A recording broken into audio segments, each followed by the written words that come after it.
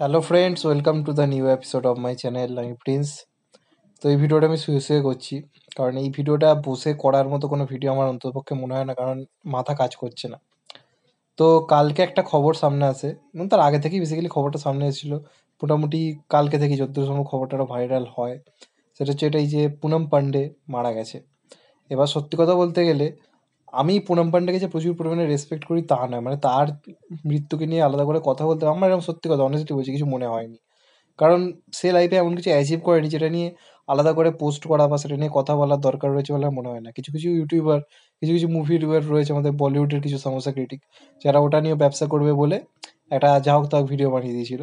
আবার আজকে যখন জানতে পারা গেছে আসল সত্যিটা কি, তখন আমার ভিডিও করে বলছে, মানে কালকে ভিডিওতে দরদ উতলে উঠেছিল, ভিডিও করে বলছে যে কি ভালো মেয়ে দেখা করেছিলাম, কত সুন্দর একটা মেয়ে, এরা মারা যাওয়ার খবর মেনে নিতে পারছি না। আজকাল ভিডিও করে বলছে কি জঘন্য মেয়ে, এগুলো কি করা ঠিক?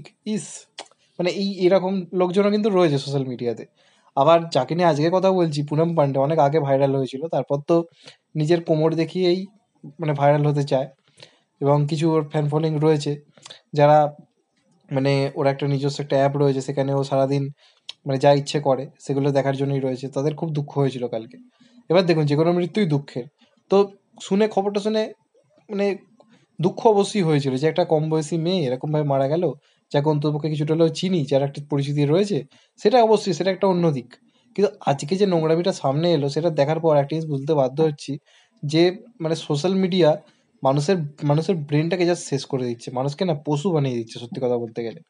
এবং মানুষের মধ্যে একটা অদ্ভুত বিকৃত মানসিকতা তৈরি হয়েছে, এখানে শুধুমাত্র ফলোয়ার্স কিভাবে বাড়ানো যায়, কিভাবে মানে এই সমস্ত জিনিসপত্র করে ফেক পিয়ার্স রান করে আমি টাকা কামাবো, নিজের ফলোয়ার্স বাড়াবো, এরকম একটা চিপ মেন্টালিটি তৈরি হয়ে যাচ্ছে।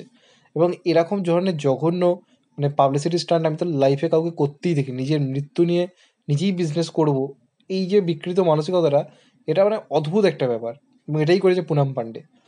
ও কি হয়েছে কি, অনেক আগে এরকম কাজ একটা করেছিল, মানে যখন ইন্ডিয়া ওয়ার্ল্ড কাপ খেলেছিল 2011-তে, বলেছিল ভারত বিশ্বকাপ জিতলে আমি পুরো নিউট হয়ে যাব। এবার সত্যি কথা বলতে গেলে তখনও সেটা হয়নি, বলেছিল একটাই কারণে, ভাইরাল হওয়ার জন্য। এবার এইবারে যে কেসটা করলো, আরও তো মানে কি বলবো, আরও জঘন্যতম একটা কাজ।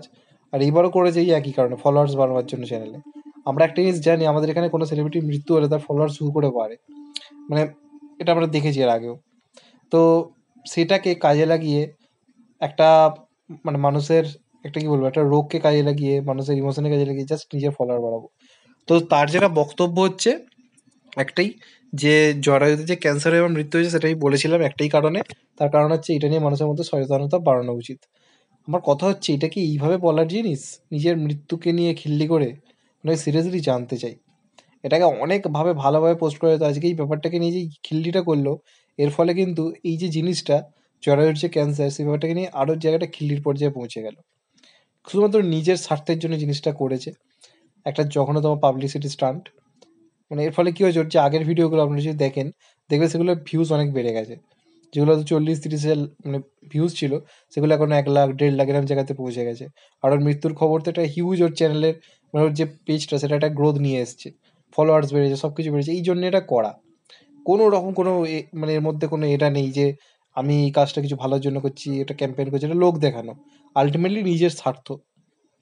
মানে এই ধরনের চিপ মেন্টালিটিতে আমাদের সমাজ ভরে যাচ্ছে, এরকম ধরনের কীট পতঙ্গে, যারা মানে মানুষকে মানে কোনো অংশে আর জীবজন্তুর থেকে আলাদা মানে মানে মনে হওয়া তার হচ্ছে না, এরকম একটা জায়গাতে সে পৌঁছেছে। সত্যি কথা বলতে গেলে পুনম মান্ডের ওপর না আমার আগে কোনো রেসপেক্ট ছিল না, পরে আছে। লোক দেখানো এই পোস্ট ফেসবুকে পোস্ট করতে পারবো না।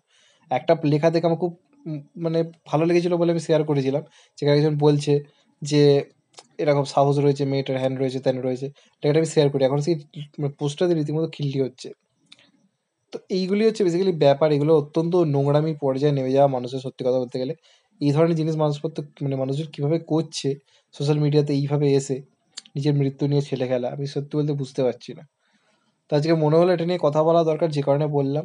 তাহলে তো কালকে দুঃখ প্রকাশ করেও ভিডিও করতে পারতাম, তাতে অনেক ভিউজ আসতো, অবশ্যই আসতো, লোকে তো সার্চে রেখেছিল জিনিসটাকে।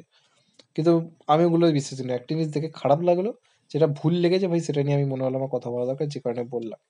তোমাদের এটা নিয়ে কি মতামত অবশ্যই কমেন্ট করে জানাও। আর যদি চ্যানেলটা নতুন হয়ে থাকো, চ্যানেলটাকে সাবস্ক্রাইব করে দিও, অ্যান্ড কেটে বেল আইকন। ভালো থেকো সবাই, টেক কেয়ার, নমস্কার, আবার দেখা হবে। কথা ভাই সবাই ভালো থেকো, সুস্থ থেকো, নমস্কার, টেক কেয়ার, আবার দেখা হবে, ভালো থেকো সবাই।